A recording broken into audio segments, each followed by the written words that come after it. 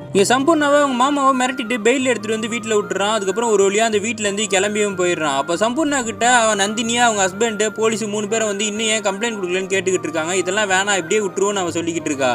அப்போ தான் அந்த லேடி போலீஸ் சொல்கிறாங்க, உங்கள் மாமா சொந்தமாக ஒரு அனாத ஆசிரமம் வச்சுருக்கான். அதுவும் வந்து குறிப்பாக சின்ன பெண்களுக்கு. அந்த சின்ன பெண்கள்லாம் பேசி மயக்கி யாருக்கும் தெரியாமல் அவனுக்கு இருக்க கெஸ்ட் ஹவுஸுக்கு மாதம் ஒரு பொண்ணை கூட்டு போயிட்டு இருக்காங்க. இதெல்லாம் நடக்கணும்னு நினைக்கிறியா? நீ கேஸ் கொடுத்தா தான் இதெல்லாம் முடியும்னு சொல்கிறாங்க.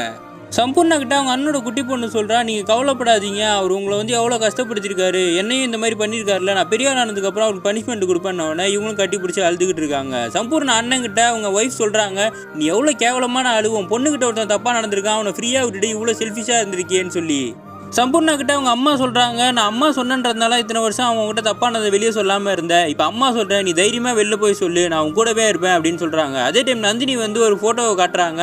அந்த அனாதை இல்லத்தில் ஃபங்க்ஷன் நடக்க போது உங்கள் மாமா தான் அங்கே பேச்சு கொடுக்க போகிறான்னு சொல்லிக்கிட்டு இருக்கா. அந்த ஃபங்க்ஷனில் வச்சு அவனை அசிங்கப்படுத்தினா தான் சரியாக இருக்கும்னு நந்தினி சொல்லும் போது சம்பூர்ணா பயப்படுறாங்க. நந்தினி கேட்குறாங்க, எனக்காக ஒன்றுன்னும் போது நீங்கள் இறங்கி போராடினீங்கல்ல, இப்போ ஏன் பயப்படுறீங்க? உங்க கூட நாங்கள் எல்லாருமே நிற்கிறோன்னும் போது என் வீட்டை நினச்சா எனக்கு பயமாக இருக்குது, அந்த குட்டி பொண்ணு நினைக்கிறேன், எங்கள் அண்ணன் நினச்சி பயமாக இருக்குன்னும் போது அவங்க அண்ணன் வந்து சொல்கிறாரு, பயப்படாத, நீ என்ன தோணுதோ நீ பண்ணு, நானும் உன் கூட நிற்கிறேன்னு சொன்ன உடனே உங்களுக்கு ஒரு ஃபுல் தைரியம் வந்துடுது.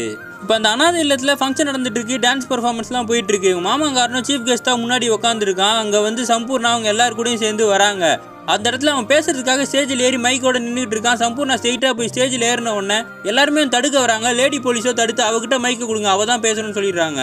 சம்பூர்ணா சொல்கிறாங்க, சின்ன வயசுலேயே மாமனை தான் நம்பி நான் பக்கத்தில் போனேன், என்கிட்ட ஒரு தடவை இல்லை பல தடவை தப்பாக நடந்துக்கிட்டு இருந்தான், இதனாலேயே என்னோட வாழ்க்கையே போச்சு. இப்போ என்னோட அண்ணன் பொண்ணுக்கிட்டே அவன் தப்பாக நடந்துக்கிட்டான். இந்த மாதிரி இந்த அனாதாசத்தில் இருக்க எல்லா பொண்ணுங்கிட்டையும் இவன் தப்பாக நடந்துக்கிட்டு இருக்கான். யாருமே இதை வெளியே சொல்ல மாட்டோம், சொல்லாதனால தான் என் வாழ்க்கை வீணாக போச்சு. இப்போ எல்லாருக்காகவும் நான் சொல்கிறேன், இவனுக்கு பவர் இருக்குன்றதுனால இவனை பனிஷ் பண்ணவே முடியாது. ஆனால் நம்ம எல்லாரும் சேர்ந்து இவனுக்கு வந்து ஒரு பயத்தை காமிச்சோன்னா எல்லாமே சரியாயிரும் அப்படின்ன உடனே அவனும் கை வைக்க வரும்போது ஓங்கி அவன் கண்ணத்திலே பலர்னு ஒரு அறையை விட்டுறாங்க.